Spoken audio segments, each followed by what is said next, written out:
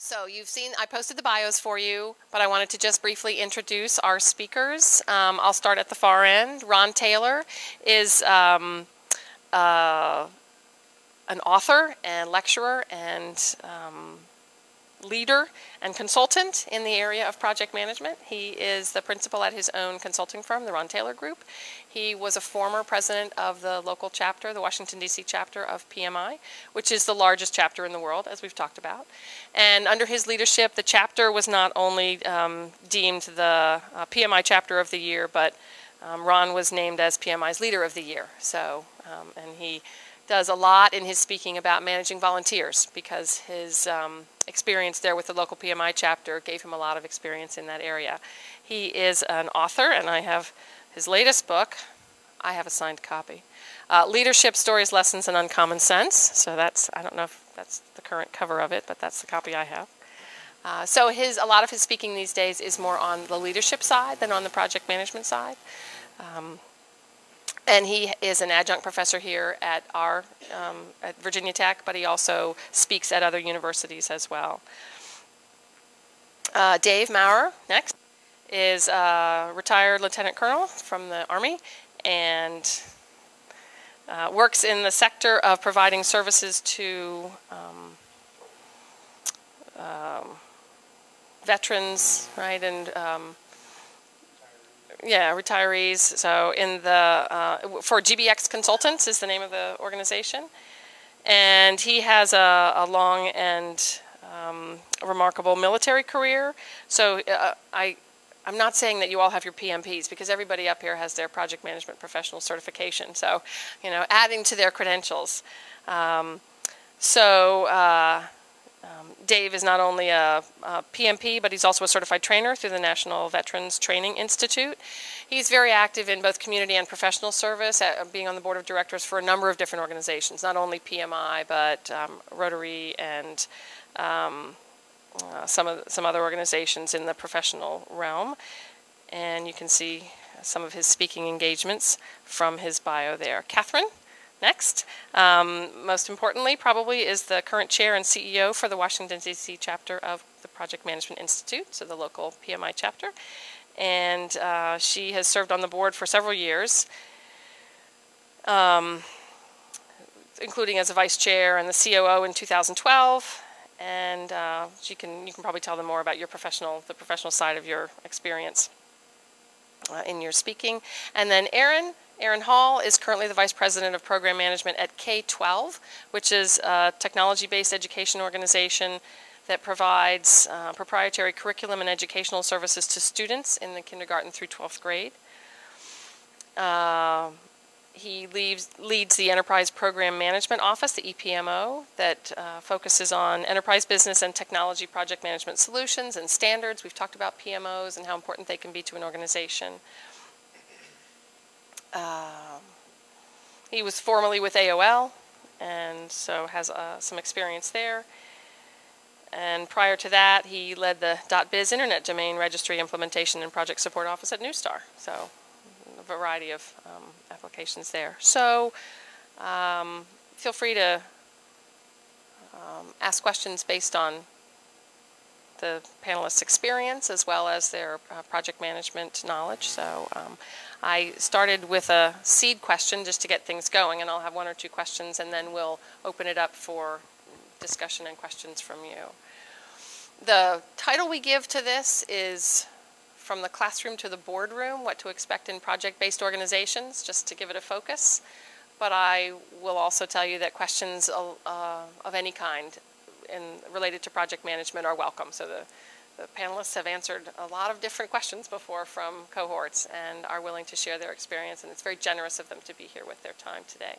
So the first question that I had, just kind of as a seed question so you could get to know them a little more, was I would ask the panelists to tell us something that you would consider to be maybe the most important or the most interesting project-related accomplishment in your career. So just tell us a little bit about something you've managed that you consider the most important or the most interesting project-related accomplishment.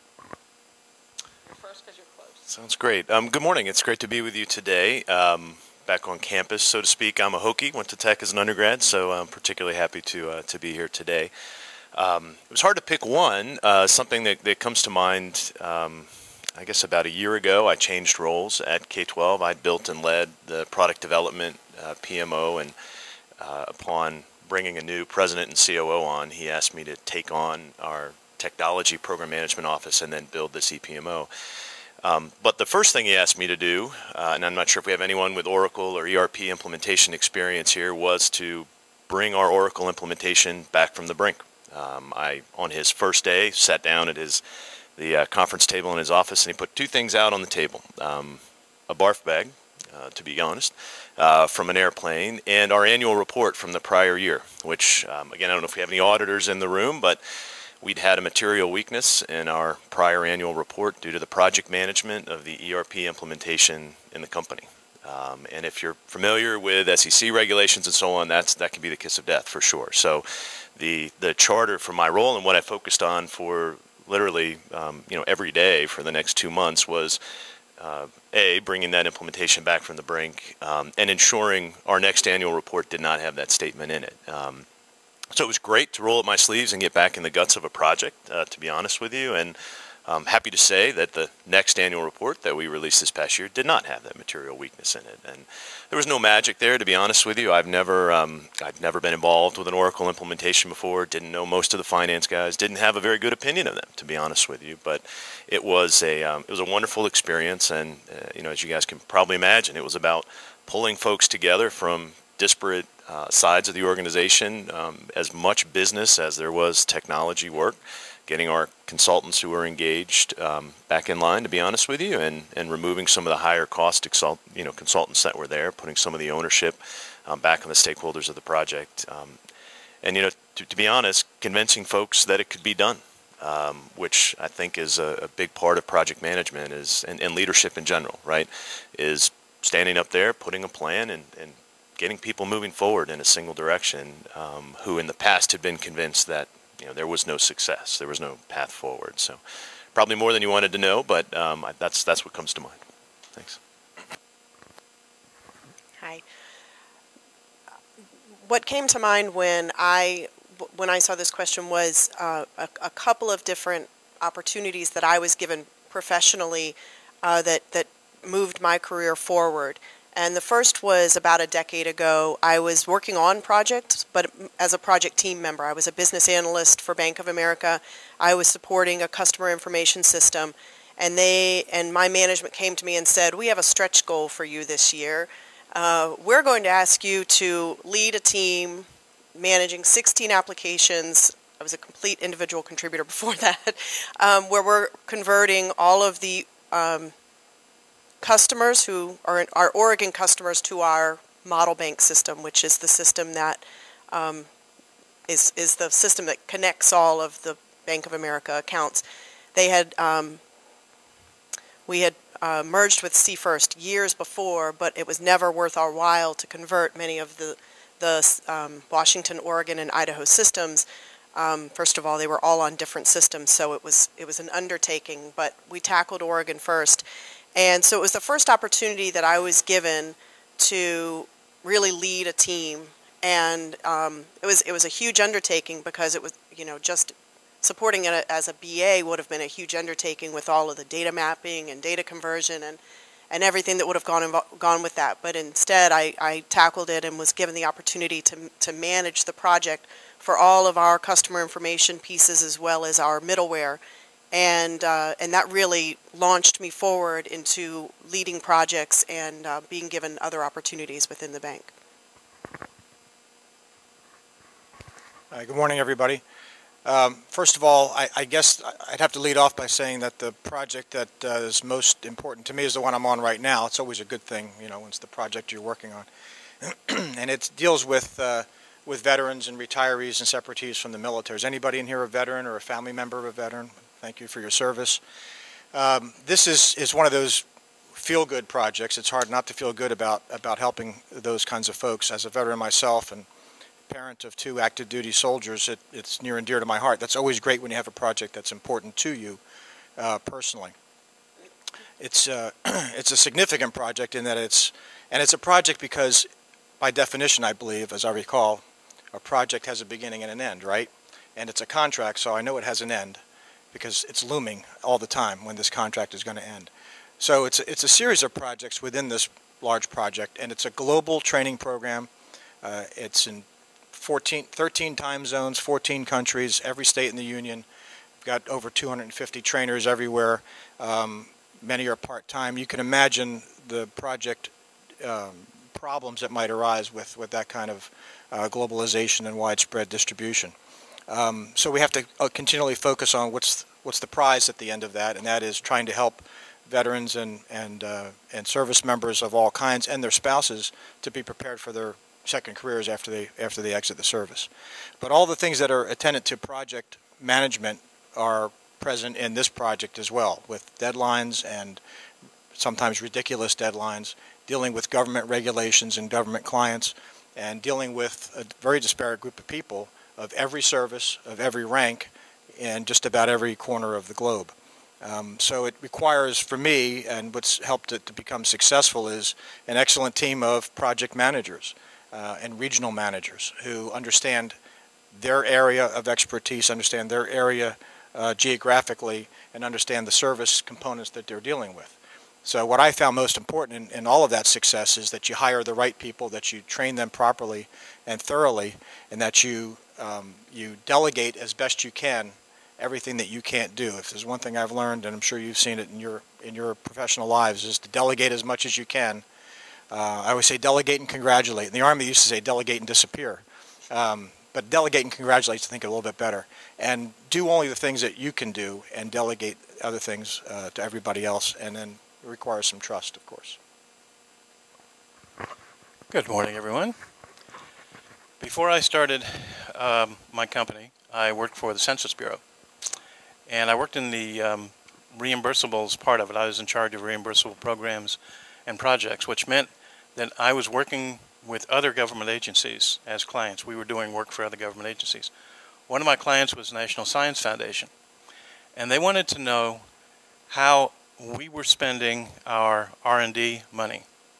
We had a survey of research and development, but they wanted to know if companies could report R&D in different categories so that we could compare our R&D expenditure patterns to those of other countries like Japan and France and Germany. So they asked us to do a research project for them. We contacted someone who had done something similar several years earlier and developed a schedule and a budget based on that. But as we did the project, we realized that two things had changed between the time when the project was done years ago and when we were doing it. One thing that changed was companies had voicemail. They didn't have voicemail before. That meant that when we called to talk with somebody, they didn't have to pick up the phone. They could let it go to voicemail. Second thing that changed was that the attitude of the business community toward the government was not as positive as it had been. So they could not have to answer the phone and choose not to call us back, which meant that our plans for budgeting and scheduling and everything else we were doing were out the window. But we still had a budget and schedule that we had to observe. So we had to go back and redo all of what we had planned to do. And we introduced project management in order to make this happen. As it turns out, we were able to finish the project ahead of schedule and under budget.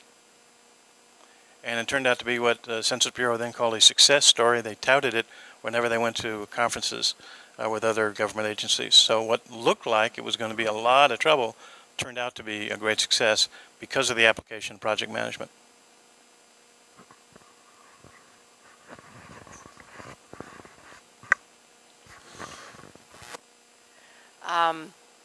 I wanted the panelists also to give us insight into their thinking about being a project. And so I thought maybe they could talk about the one thing that a project manager can't live without. We've talked about a lot of different knowledge areas over the course. What they think is that most important thing, broadly defined. That's a tough one to pick. You know, as I thought about this, I tell folks all the time at work, if you bumped into me on Glebe Road out here and said, "Hey, Aaron, what do you do?" I wouldn't say I work at K-12 or I'm VP of Program Management or something. I'd say I'm a PM. Somehow I'm just wired that way, and so that's why it's particularly hard for me to pick one. I think there's I think the one that comes to mind immediately, and it's related to the project I mentioned before. But as I go, far back, and I think about PMs who have been successful or not over the years, probably one of the largest things that comes to mind is stakeholder management. And that takes a lot of different forms. I'm sure you guys have talked about it in the course. Some people think that, and they think a spreadsheet with a lot of different, X's and Y's to indicate, this guy or gal's in charge, and this one's tough to deal with, and he can make a decision, and she can, and so on. But I think there's a real, there's a science aspect to it, but there's a real art to that as well, right? Identifying the formal and the informal stakeholders and managing them appropriately without appearing as though you're overemphasizing on in one or the other. I've not found a formula for that, to be honest with you. And each organization, each company I've worked for, each project has really been different. But I've got folks on my team now, and I don't know if they'll be watching the video later, but who are particularly good, and some who are not so good, and that's a real driver for their success. In addition to all of the other skills, right, and capabilities that are in the toolbox of a solid PM. So. This one was a difficult one for me as well. I narrowed it down to 3, and then I added 4, and so I came back to a great relationship with your project team and your stakeholders. To me, being a great project manager is about being a great relationship manager. It's about influencing when you have very little authority in most organizations, and it's about getting the most out of people and really being able to play a lot of roles. And in my role, I'm in software development. I have to be able to talk to developers and motivate developers, and I have to be able to talk to testers and motivate testers, and I need to be able to talk to my business sponsors and my tech sponsors, and I need to be able to talk at all levels. And so I need to be able to build relationships with people regardless of their level, understand what motivates them, and understand how to get the most out of them. And that was the tool. It's not really a tool. I mean, it's not your risk log, which is very important, and it's not your WBS, which is very important. But you can have all of those things, but if your people aren't motivated and they aren't passionate about the work and ready to do what needs to be done, then you're not going to get the job done. What she said. I jotted down interpersonal skills, and it kind of correlates to what Catherine said. It certainly matters what you know. It certainly matters your technical capabilities and strategy, and all of those things that we all learn about are absolutely important. But you just can't get as much done if you don't have strong interpersonal skills. You may be successful, but you won't be as successful as you might otherwise be had you employed good interpersonal skills.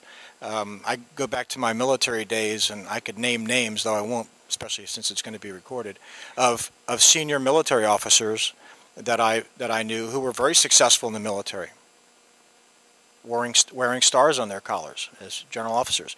Or colonels who I just knew were not going to be very successful when they took that uniform off and went out into the civilian marketplace. Because how did they motivate?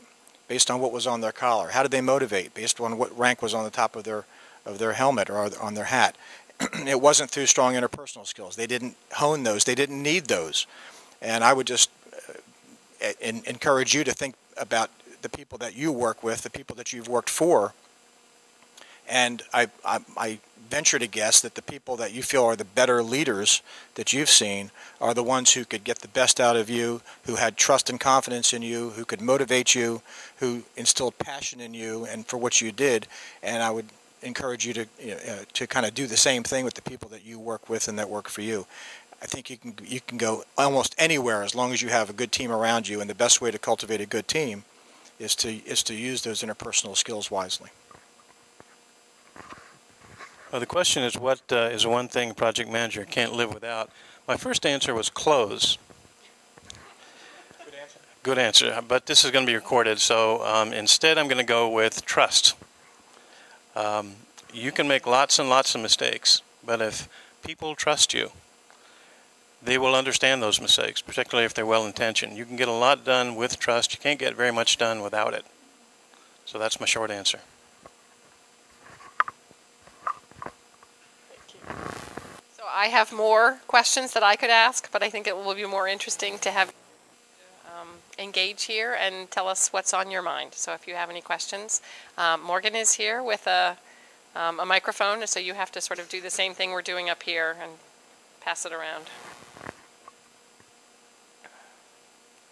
And we'll do our best to get to everybody. Hi, I'm Steve Hedger. Murphy's Law always raises its ugly head. There's always something that goes wrong.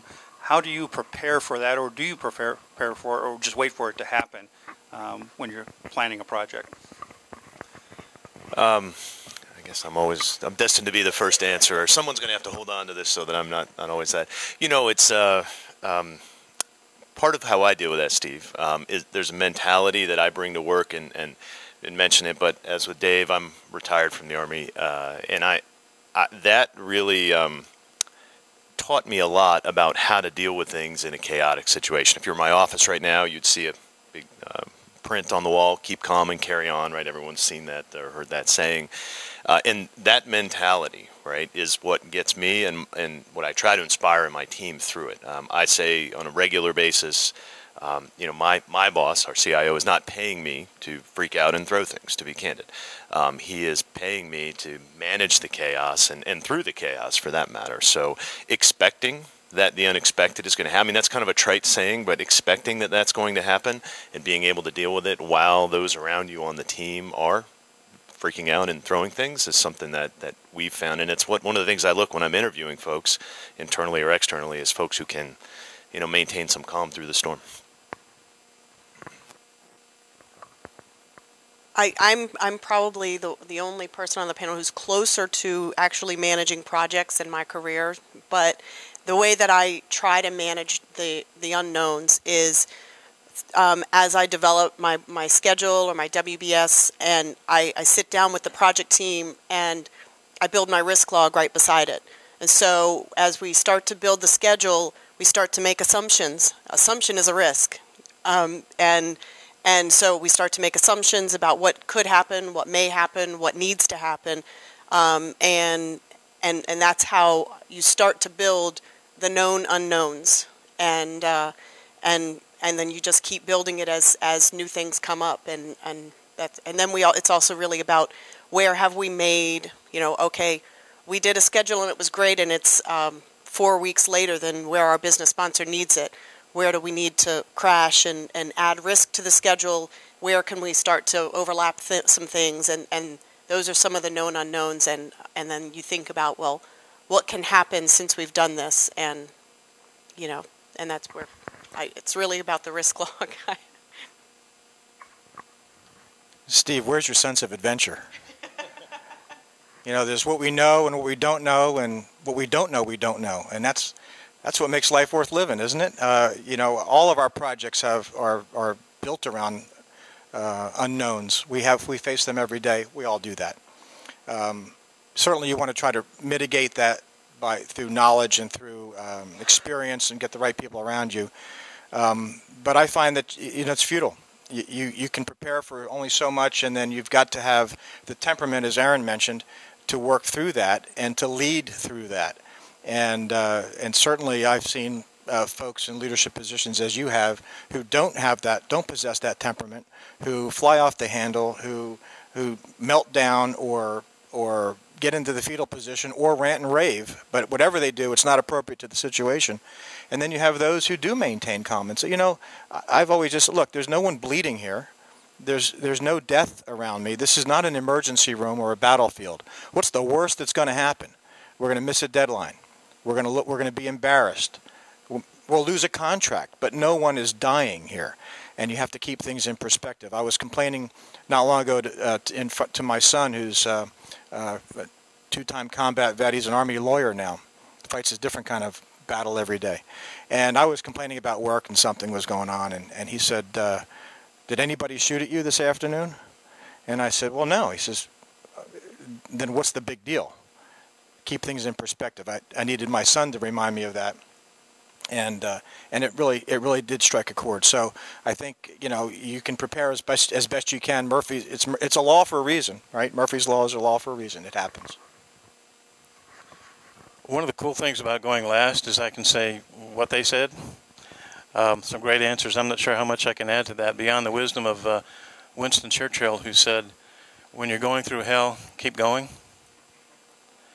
Persist.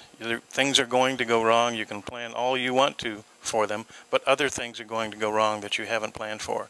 So when you're going through that, just persist, keep going, stay with the plan, modify it where it's necessary. And that's my short answer.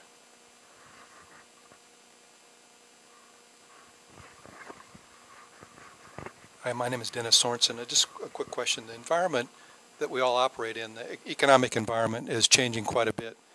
Are there any trends that you see, in your general program management day-to-day activities that you can identify that have changed over the last few years, and how do you address those kind of trends if they're out there? One of the trends that I've seen is the expectation that people are going to respond very quickly to crises instead of taking the time to think about an answer. And I think one of the reasons for that is we have an increased ability to reach out to anyone, anywhere, anytime with cell phones and Skype and everything else. And so if I can reach you very, very quickly, there's an expectation that you should respond very, very quickly. So if I can find you on vacation, for example, you have three choices. You can either respond quickly because you know I expect that, or you can pretend you didn't get the message, in which case I'm going to text you and call you and bother you until you do, or you can be brave and say, I need some time to think about that, I'll get back to you. But that becomes a brave thing to do now, where it didn't used to be, if you pardon the fractured grammar. Well, my client is the federal government, and I guess the trend that I see now, of course what's looming now for us is the sequester and what the impact is going to be on our contract, on the people that we serve, on the clients that we deal with. And having been in the military for 22 years and then worked in the private sector, but for the government as a government client for 13 years, it doesn't change. The only thing that changes is, you're up, you're down, but it's a constant up and down. So it's the ability to be flexible and to understand that what's bad today is going to improve tomorrow, what's great today is going to go sour eventually, and you've got to ride the waves and not be so overly responsive to each trend that comes along that you find yourself now in a hole that you can't dig out of. You've got to try to maintain kind of that equilibrium across the trends that come and go, particularly those that are of an economic nature. Well, I'm at Fannie Mae, so we have seen quite a bit of what's going on in the economy, and I've seen a major turn in just our company. So I'll give you more of a tactical answer. A major turn in how we do business.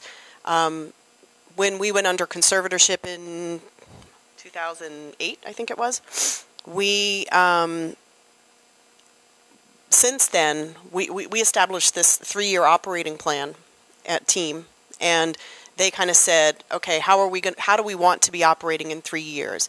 And I've seen the change that we've gone through, and it's like working for a different company now, because we are so much more efficient. We have, it used to be that people came to work at Fannie Mae, and actually one of our executives actually said this at a town hall. We used to be like the Roach Motel. People checked in and they never checked out. And that's great, but it's also not great. You don't see enough turnover, and then you get stale. And you hear all the people saying, well, we've always done it this way, why don't we continue doing it this way? Now we've had some turnover, which was healthy, and we are much more efficient. We work with fewer employees, more managed service providers, more outsourcing locally, meaning domestically, and we also don't do every project. We've slowed down and have and are more thoughtful about how we're spending our money. We used to have a lot of money, and we used to try to do everything, and we had to do it ourselves. Very few COTS products, very few, everything. We had to build our own wire system because no one has ever sent a wire like we need to send a wire. You know, things that just weren't smart, and we're a lot smarter, more efficient. Secondly, and I don't mean to be long-winded, to tack on to what Ron said, we actually got an email this week with a new disaster recovery plan that said, our old codes, we had a blizzard, Fannie Mae is closed. Closed no longer means closed because we have remote access. We can, from your home computer, you can log into your work computer, similar to your go to my PC or whatever. We have that. And then you also have your laptop, and as long as it's on at your desk, you can log into it from wherever you are. And so closed no longer means closed. It's really, and so you're never really that far away from work. I guess the thought that comes to my mind is less about the sort of the time we're in now and the stage that an organization is in. I'll tell you, I've had the opportunity to work for a couple of really innovative and explosive growth companies. You mentioned one of them, this little 3-letter internet company to the west of here. I imagine most of you at one point in time had an AOL account. Most people did, and I imagine most of you don't now. And that organization grew so significantly month over month over month that they lost sight of what they were losing every month. And it was masked because the growth was significant. And we're in a similar situation at K-12 now. Which is the largest provider of technology-based virtual education technology products and services in the world, where we're kind of wrestling with the same thing. It goes back to something Catherine said, and one of the questions I asked in my interview 4 years ago, after hearing of all the wonderful things that we were doing and the product team was building, my response was, what have you said no to recently? And the answer was, well, it's a strange question. I've never thought of that, from the woman who would hire me.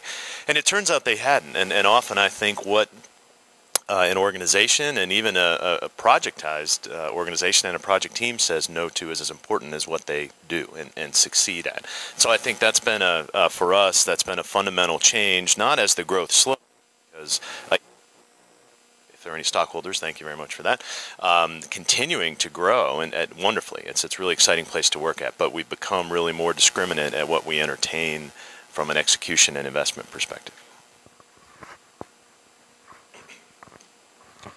Hi, John Harris. Excuse me. More of a broader question. One thing we've talked about in this class is the emergence of project management as a career path. And so my question is sort of two-part. Because where I struggle is this sort of set of ubiquitous skills versus very industry-specific skills. And so where do you see the future of project management as a career? And then also, are there certain industries where you might see this become more prevalent? It's a great question, timely for me. I facilitate a project management community of practice at our firm, and we just met, had our monthly meeting on Tuesday of this week, and one of the topics of discussion this week was the PM career path. And a lot of hearty discussion, predominantly from individual PMs, about the lack of a career path at the company for PMs. It was great discussion. I love it because honestly, I would love to have passionate people fired up about something that's wrong, who are likely then willing to jump in and help solve it. So after we talked about a bit about it and kind of folks' experience, I said, well, guys, if we had one, how would you know? What would it look like if we had one? And it was interesting because folks were very willing to share that they didn't think we had one, but had really no idea what it would look like if we did. And so we had a hearty discussion about career job descriptions, and pathing and different types of training and moving between technology and marketing and finance and so on to get different types of PM experience.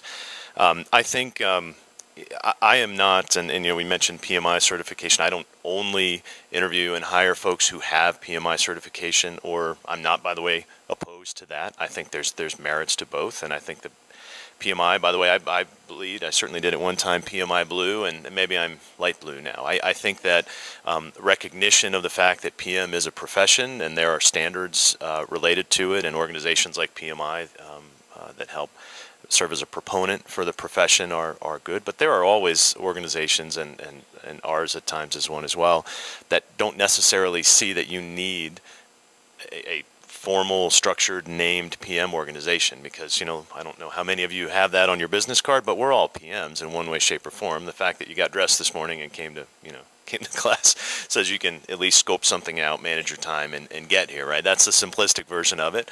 So I don't know if I'm getting to your specific question, but I think that organizations benefit, and many of them, from having a structured or semi-structured PM organization that has some discipline. At the same time, I think probably more organizations than not will make do without that, but will be more successful if there's some sort of champion, some recognition of the fact that it is a profession, even if it's not a named discipline within the company, that has a nice hierarchical view of PMs and how they make their way up the chain. Hi. This is actually a rather timely question for me for a couple of reasons. Number one, I think I currently am required to bleed PM blue because I am the chair, but yeah, that's my blue dress. That was not conscious.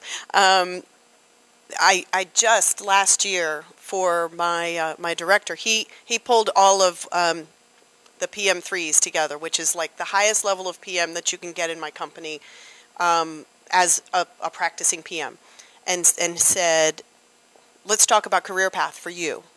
Where do you go from here?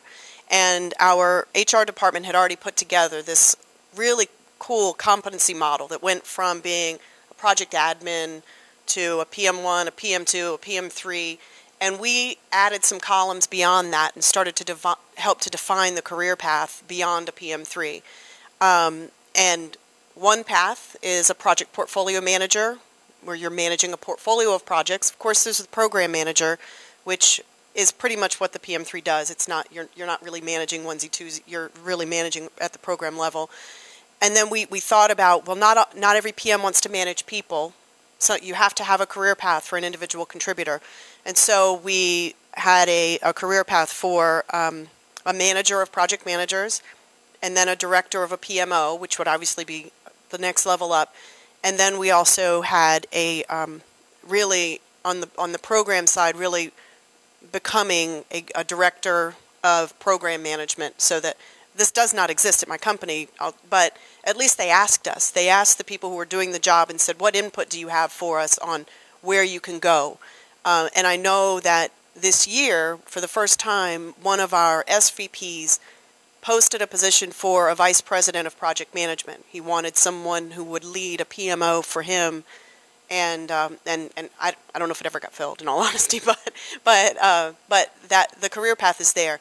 Regarding your question about what industries, I can't think of one that it doesn't apply, because you think about sanitation, there are going to be new programs or new things that they're going to want to do, and that is, you need someone to lead that effort to develop new products or do new avenues or whatever, and so I don't really see an industry where you couldn't have a project management path. For the federal government, I can tell you that it's becoming essential to have a project management certification, whether it's a PMP or a certification through another organization. The Defense Department certifies folks, as well as some other government agencies. In the last, I'd say, well, I've been in the private sector for 13 years, and I'd say in the last 6 years or so, probably 95% of the contracts that have been let, statements of work require that the project manager be a certified project management professional, which is very convenient, because that's the kind of folks that I'm looking for to hire. It's not that they're going to be so stoic in their project management work that they're going to do all of those things that you find in the PMBOK exactly the way that PMBOK stipulates. On the contrary, they bring a certain set of skills and a certain discipline, as Aaron had mentioned, but we want them to exercise flexibility and fluidity as well. All the statements of work and all the proposals require a quality control plan, a work breakdown structure, a project management plan. And you can't just wing those things. You have to have some background and some understanding of how those not only are created, but how they're all interrelated and how they're going to help you do that work so you can win the work so you can continue to move forward. I think not only I've worked with the Defense Department, with the Labor Department, with the Public Health Service, and each of those agencies has required project management professional certification to lead those individual projects. So I think it's a great thing to have. Whether you're going to follow every tenet every minute of every day, probably not, but it certainly does speak to your skill set. The PMBOK guide was born out of the construction industry, and things don't change dramatically in the construction industry. So you can have processes and procedures and assumptions that remain constant over long periods of time. And the procedures out of the PMBOK guide are considered what's called a Waterfall Technique. It's very structured. You plan for a long period of time, and then you stay to that plan to the extent that you can.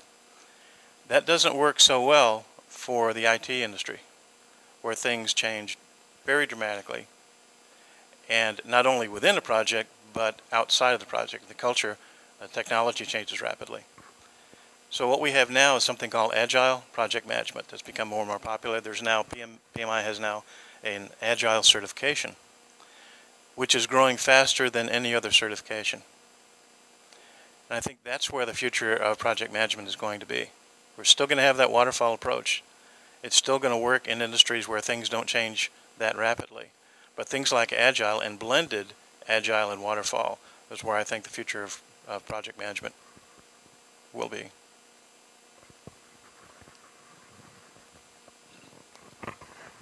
My name is Paula. Lessons learned in a project, I think it's as you work on more and more projects, you learn and implement in the next projects as you go.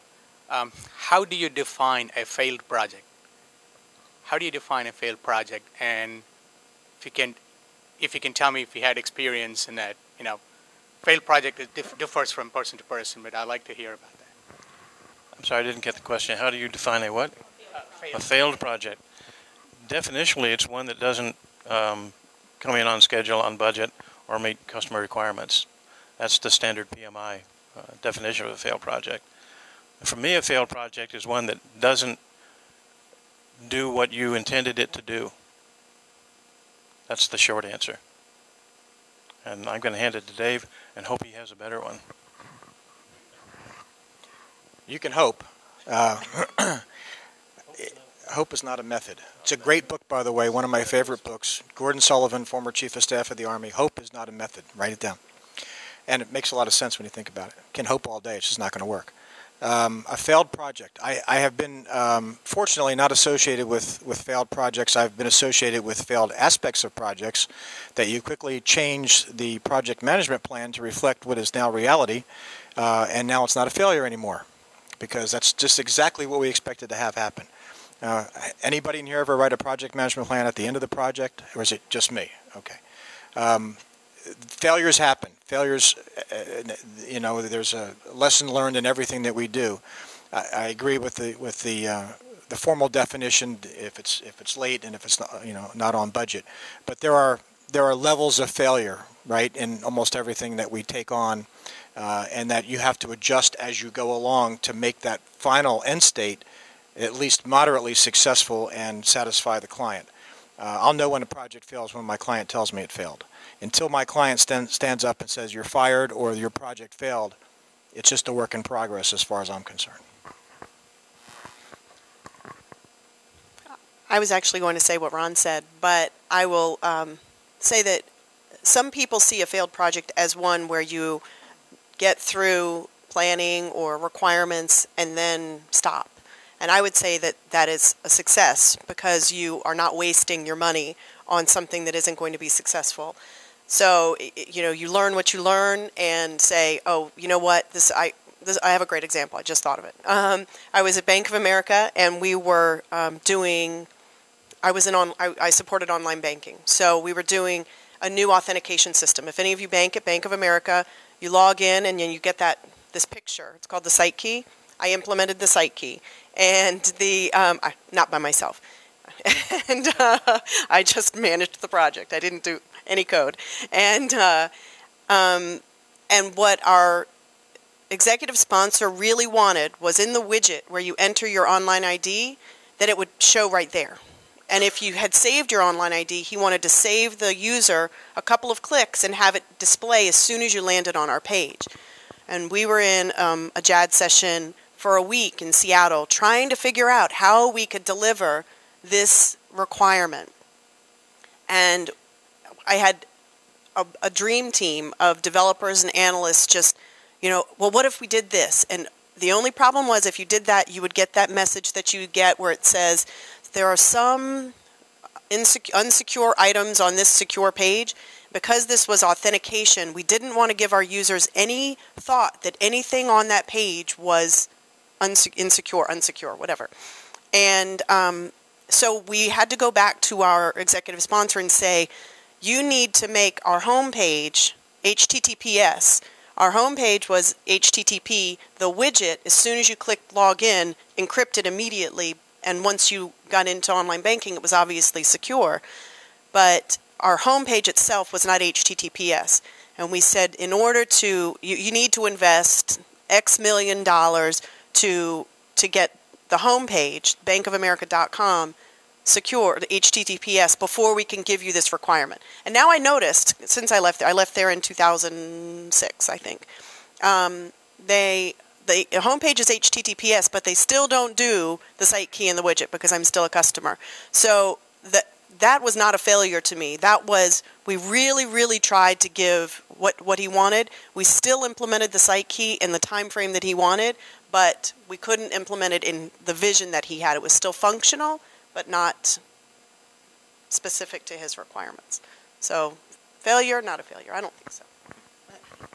It's a great question, Bala, and I'm reminded of, I'm sorry, I'm going to say that other Virginia University's name here. I had a group of students from the executive MS of Information Systems and Technology from UVA, a team of grad students this fall who came in.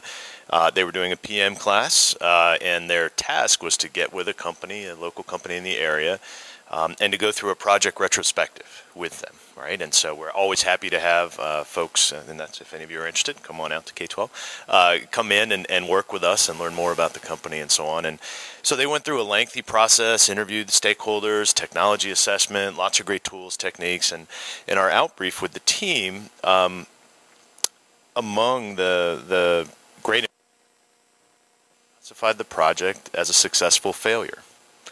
And this was an Oracle-related project, and the team, we'd come back from the brink, and these folks put their heart and soul into it. I mean, they sweated, we yelled, we argued late nights, weekends. I mean, this is a pretty visible and complex project, and so on. And they felt great because it was a success. Everything went well, had enterprise-wide implications. And so it was hard, right, for the folks to hear that. And the point was, you guys, you launched the system. It went great. Things are flowing through. You've gotten the efficiencies and the gains and so on. But you really followed none of the sound project management practices that you really ought to.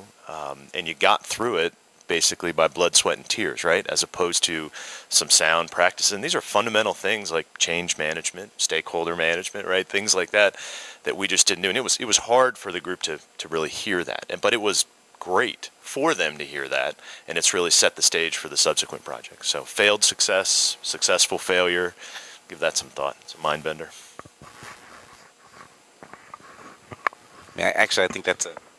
Hello? Actually, I think that's a great leeway into my question. Obviously you have a lot of experience with project management, definitely implementing aspects of the PMI. My question is, what do you think are some of the more challenging aspects of implementing the PMI just in day-to-day life? I have a whole PMP certification myself, and one of the things I have some challenges with is just trying to figure out how to apply some of the aspects of that. Just wondering, just out of your experience, how do you find that as a challenge, and what do you think are some of the challenges in doing that? I mentioned bleeding PMI Blue. I had the honor of serving on the board of the local chapter with Ron and Dave, and that's after I became, and I'll admit it, a real disciple of PMI and the PMBOK. I helped rewrite the 2004 version of it. I've got every version since on my bookshelf in my office. I however, no longer chase people around the building with it, attempting to beat them into submission. And I guess I'm getting old. Obviously, Harry will tell you that. And I've really come to recognize that. I think, as he alluded to this earlier, it is a guide. It is a set of standards to reference, which, depending on project to project, organization to organization, the applicability, the direct applicability, as opposed to the conceptual framework, really varies. And I think that's was an awakening for me, to be honest, not to get too philosophical with you, right? To recognize that there is a time and a place where a really, at least in my experience, thorough, deliberate, quality management plan is necessary and impactful, as opposed to good hygiene. And there's a fine line, right, between those two. And I do the thing across each of the other knowledge areas. So don't get me wrong. I'm not saying don't go after the certification. I'm not questioning the value of it. And by the way, quality was the hardest area on the exam for me when I took it 13 years ago, or also known as the area I performed worse on, But anyway, that's my thought. Is there's some ability to be managed and sort of assessed. This is a tough question for me because I don't follow processes well. Just in all candor, I apply the principles based on a number of things. One being, how high is the risk of the project? How complex is it? How much do I trust my team? Is it a new team? It's newly forming and they don't know each other, and or is it a team that has implemented 4 releases in the past, year, and they already have a shorthand, and I already know what their work product looks like. And so I apply the principles based on the scenario that's before me, and that's. I don't think it's possible. I think that the PMBOK is a utopia, and if we had all the money in the world and had all the time in the world and had just everybody had drank the Kool-Aid of the PMBOK, then we could apply what is contained in that document. But that's not the case in the real world. So I am not a process person. I'm a PMP, and like Catherine, you have to do what you have to do. In the military, you call it the field expedient answer.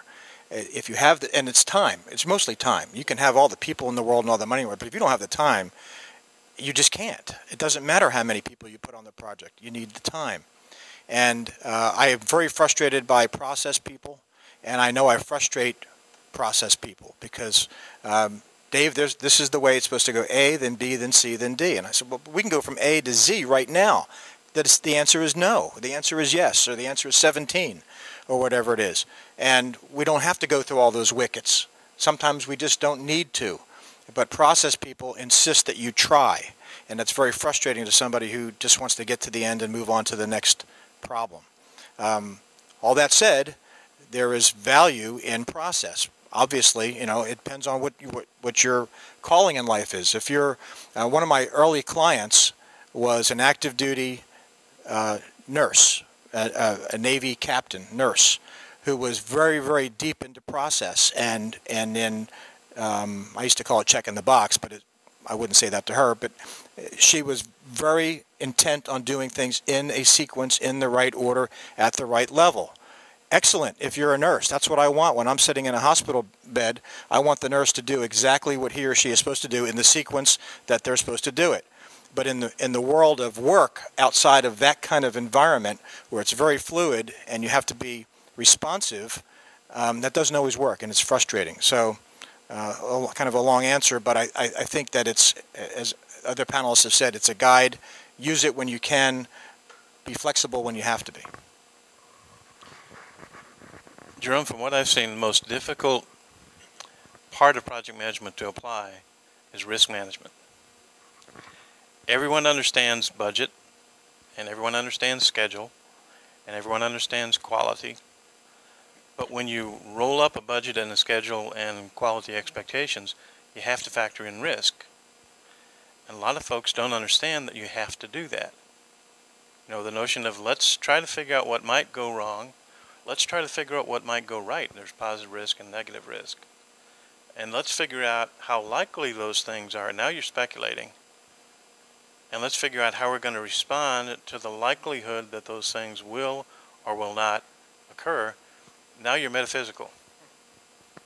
And so it's hard for folks to get their arms around that, get their heads around that, and reduce that to dollars and hours. So I've found that that's the most difficult knowledge area to apply and for people to understand and actualize.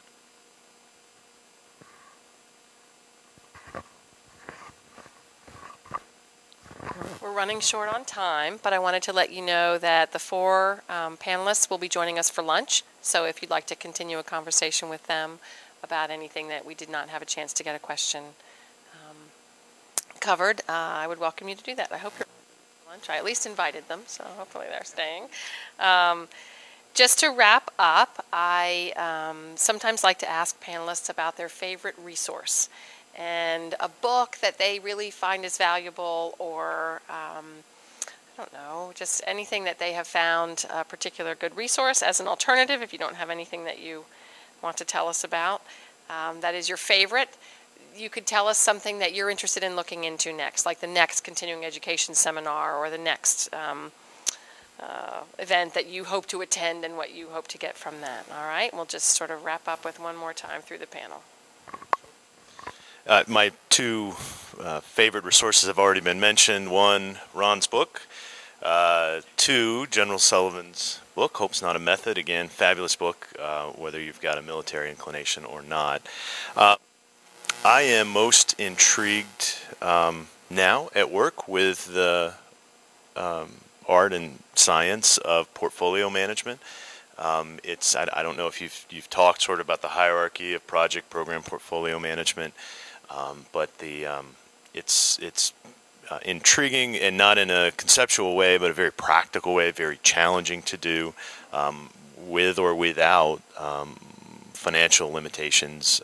But balancing stakeholder needs across disparate lines of business, and then what your internal shared organizations want as well, and getting the leaders of an organization to kind of take the long view, while making sure we still address the short-term needs that every organization has. So that's probably drives my wife nuts, because I'll sit in bed at night with my iPad and read online articles about portfolio management. But anyway, that's it for me. Okay, full confession. I don't really enjoy reading books that are not entertaining. I think I need to read Dave's and Ron's, because they're entertaining when they speak. I assume their books would be as well. But most of my reading, I have a 13-month-old at home. Most of my reading is done on the treadmill, and I can't read anything that isn't real. I mean, a fitness magazine is about as how-to as I'm going to get, because I really need the time to pass quickly. I start a lot of books with a great intent. I was going to steal one off of Dave's list just so that I would sound really smart, but I decided to be honest. Right now I am reading, I joined, Pmi WDC has a book club that we just started this year, and I decided that might be a great way for me to read a book that isn't like a murder mystery. And so I'm currently reading Bargaining with the Devil. It's about the art of negotiation, when to negotiate and when not to negotiate. And so I tend to find the softer skill types of books more to my liking. But I haven't finished it. It's a great start. I do read it on my iPad when I'm not reading Fitness Magazine.